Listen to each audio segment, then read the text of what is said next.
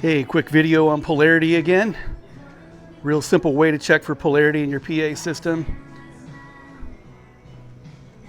Basically what I use is the Galaxy Audio Polarity Checker. The Cricket. Here's the send unit right here. It's real simple. You go out of the extension speaker out of the back side here. I go up to the kick drum mic where it's plugged in at.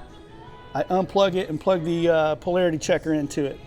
That way it runs through the entire sub snake for the drums, and then from there it goes back around over here to my stage box. I got a couple of Midas stage boxes in there. Then it's going to run through the Cat 5 all the way across, all the way out to front of house out there and back. Then the impulse is going to end up coming out of the speaker right here, out of the subs. So while the polarity checker is running back there sending the signal, I'll go unmute the channel for this and get some signal into the subwoofers here. And then we'll use this receive unit here, which has microphone on it, set to microphone. And then it's got this little external mic back here, and the switch is set to polarity. What we'll do is we'll just hold this up here and it will tell us if our subs are in polarity or not. Okay, here we are at the console. It's kind of hard to see, but I'm going to unmute the kick drum.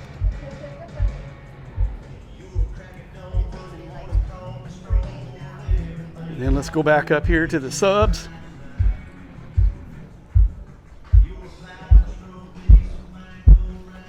And then we're just going to take the polarity checker here, and all I'm going to do is hold it right in front of the sub. So the green light indicates it's in positive polarity.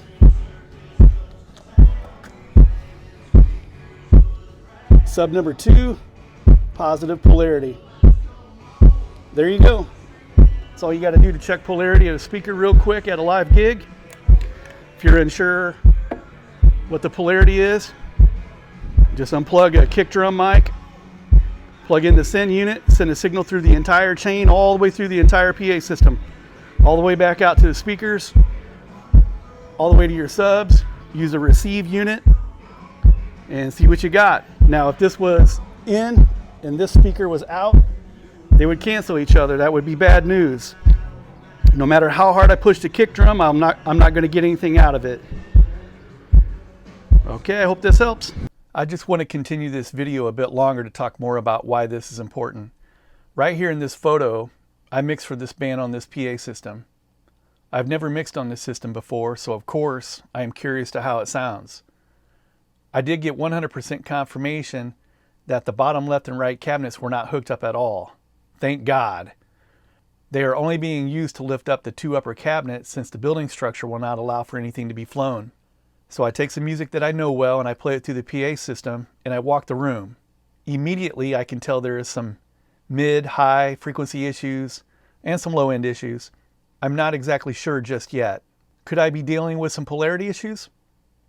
I think it's very possible since this system is an older passive PA system. Who knows what the owner has done to this thing? Just like I demonstrated a few moments ago, it only takes a few minutes to check full system polarity. So why spend a bunch of time EQing a system that hasn't been verified? I send an impulse into the kick drum line, starting at the kick drum, send it through the entire signal chain, and then hold the Cricket up to each speaker to get the reading. To my surprise, every speaker, horn, mid, low mid, and 3 of the subwoofers were all positive polarity when a positive impulse was applied, including the front fill in the pitcher. What I did discover was the other 3 subwoofers were not working at all. Apparently someone did not get the speak-on connectors in all the way because all I had to do was twist them in place and suddenly they were there. So I checked them as well and all was good. So at this point, I am confident that I don't have a system polarity issue going on. Remember that left and right polarity issues cause destructive interference, and the mixing console cannot fix these issues. So now I go back to EQing on the console and I'm cutting 60 Hertz, 1 kilohertz, and 10 kilohertz really hard. Plus the front fill was just way too loud. After those adjustments were made, we were able to go on and have a great sounding show. I then talked to the system owner and showed him what I found, and he said he would make some adjustments in the DSP devices to address those areas. The takeaway here is it's easy to do a full system polarity check in a pinch, and then any EQing needed after that won't be a waste of time. Hope this helps. See you at the next one.